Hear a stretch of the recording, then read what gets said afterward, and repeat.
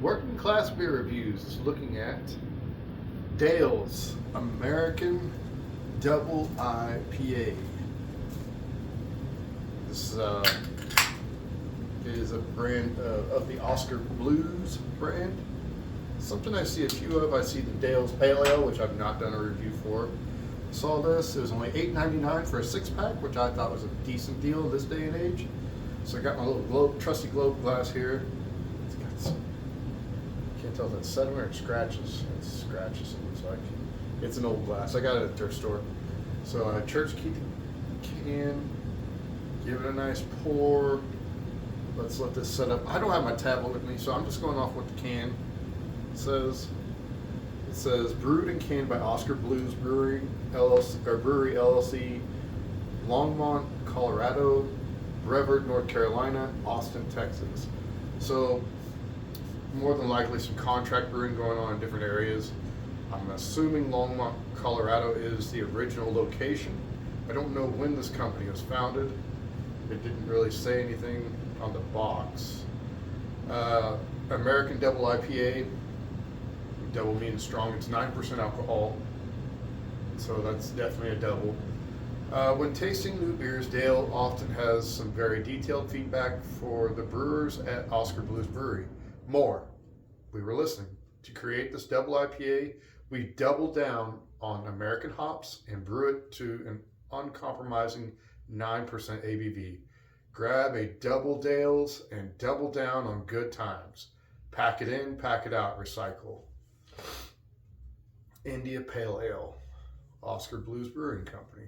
Double down, it says on the top of the rim there. I don't know if you can see. It's dark out, so I'm down here in the dungeon again. I'm just kind of going. I'm always unscripted. I never have a script. I just don't have any notes. I've had Dale's Pale Ale before. I may have had this in the past. I can't recall from memory, but it wouldn't surprise me if I had. Obviously, before I started doing video reviews. But 9%, it would be like the Voodoo Imperial IPA, Voodoo Ranger Imperial IPA. Now, if you recall one of my previous videos, I did the Tropical Beer Hug, which is 9.9. This does not boast any sort of fruit juice or anything like that. So when it comes to strong IPAs, this is what I'm looking for by style. So it is hazy, and you got some streaming bubbles. The head didn't really retain, and I did give it an aggressive pour. The whole 12-ounce can, put that so we can see the label there, does fit in there. Oh, there is some sediment, so definitely it is unfiltered. It doesn't specify, but it's obviously, I don't know if it has. Oh wait, canned on, oh, okay. 9/23/23, so it's over a year old. Sometimes the sediment happens because of that. Oh, on there it says double the work, double the fun. Cool. With it being 9%, I don't see it degrading in quality. That'll typically shelf pretty good. And these came in like a cardboard box, like a package box type thing. So, being a aluminum can, you don't have to worry about light pollution. I mean, unless it's stored in really high heat, that might degrade the flavor. That smells good. So this does smell like a good IPA. The smell hoppiness at 9%. You're gonna probably smell some maltiness. Doesn't say anything about the malts. Just says double the hops. If I was to look on the website, I'm sure it'd tell me at least what the hops are. A lot of breweries will tell you what the malts are as well. I don't know the IBUs either. So hazy, cloudy, not juicy, double IPA. So let's give it a sip.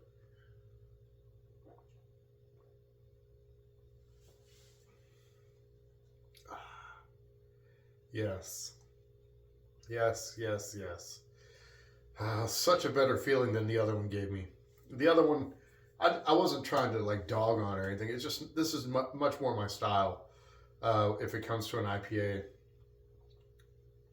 It's got a good, strong malt backbone. It's not just bitterness.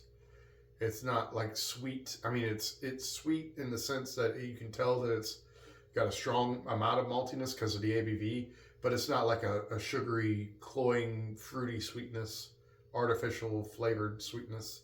Anything, this is a nice treat. I endured Stack and Four Loko for you guys. I was trying to do something cool. So I'm just going with this is a good standard double IPA, strong IPA. This feels nice.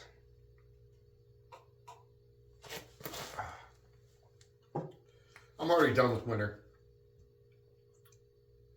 Can't wait till, late spring comes.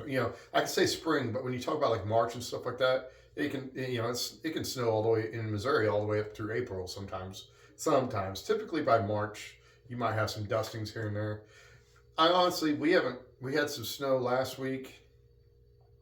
There was a chance of it today, but it didn't actually come. It's like 30, it's in the mid 30s. Nah, it's not fun, I drive a truck for a living, just do delivery routes for, so I drive typically a pup trailer, the single axle tractor. But man, when it's snowy outside, it's just not fun to drive a semi and that kind of stuff, If I had a job where I didn't have to be out in the elements, it probably wouldn't, it may still bother me some, but it bothers me more because I have to be out in the elements. It's just, this is a nice reward for a long day's work. So the working class people out there that enjoy themselves, something nice.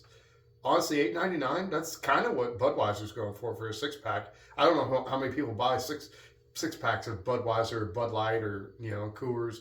They typically buy at least a 12-pack, if not a 24-pack. 6-packs are a bit of a luxury. But the fact that they cost that much is just ridiculous. So $8.99. Ooh. As I always say, what I compare things to price to, my Miller High Life is a $8.99 for a 12-pack of pints. Can't beat that. It's still, until that changes, that will be my golden standard for price. And it's probably a very unfair value because it's hard to find anything like that. This is making me burp like a bunch. I did make today is actually my day off. I had a bone-in pork shoulder roast. It was a smaller one. It wasn't like the full shoulder. It had been cut. But it was only $1.49 a pound. And it's hard to find meat at that price. And so it was fairly small. So it was like $6. Like $6 even for this thing. So I got it and seasoned it up, seared it, and I made like an enchilada sauce. So I caramelized some onions. I have a bunch of onions. Just keep buying them. They're cheap right now. So onions and garlic and some jalapenos. I think some celery and cilantro and parsley.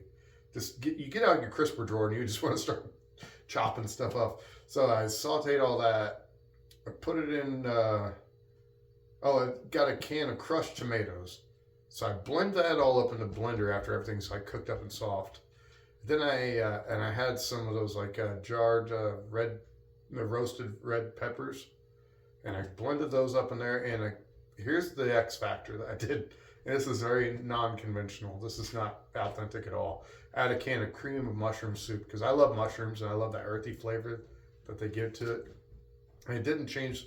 The sauce ended up still being like vibrant red, so it didn't really change the color of the sauce, but it just added a nice dimension to it. And I slow roasted that pork and all those ingredients for several hours. And it just shredded apart. And I had some corn tortillas and made some enchiladas out of it. And it was delicious. So that's what's in my belly underneath this IPA here. Like I said, a great reward. Thank you. Thank you for letting me just bask in the glow of something very nice. This is I bet if I was to look on like Rate Beer, Beer Advocate, Untapped, or anything like that, it would probably be pretty highly rated. The label on the can kind of reminds me of that Trader Joe's, which we don't have a Trader Joe's in my area. There's up in Kansas City, but I've had someone share with me that Bosun. It looks like boat swain. Double IPA, and it's like 9% too. And it kind of reminds me the same color and everything like that. If any of you guys have tried Bosun Double IPA, let me know what you think of that. It didn't quite have the body from what I remember, but it's still a good beer, especially for the price. Back then, I think it was like they had it on sales like $7 for a 12-pack, or you get like $5 for a 6-pack. Just dumb. Why wouldn't you just get a 12-pack? So it was really cheap.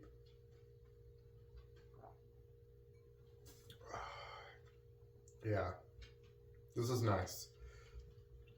I mean, I'll still do like the fruit flavored stuff just for review purposes.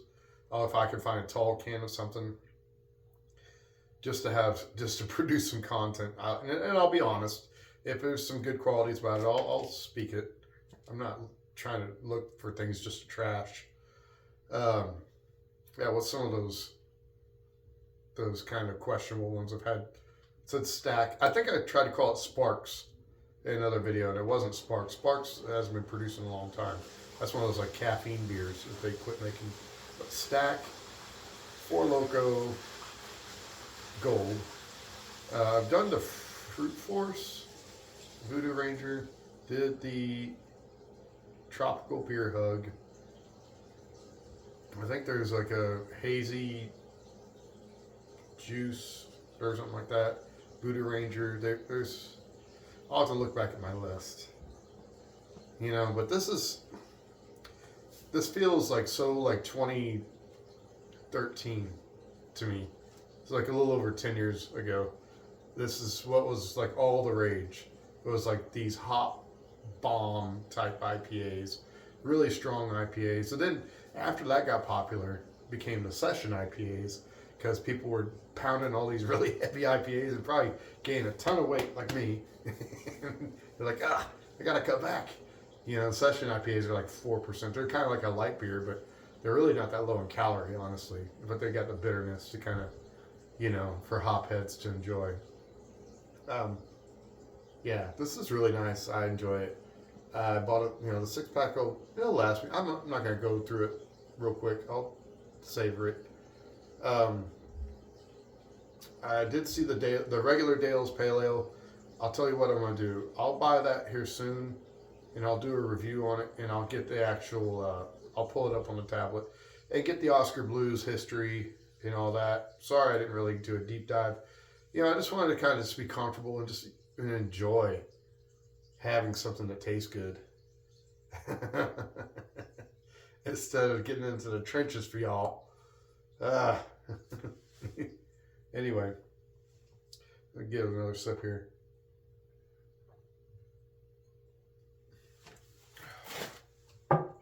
Welcome to the dungeon.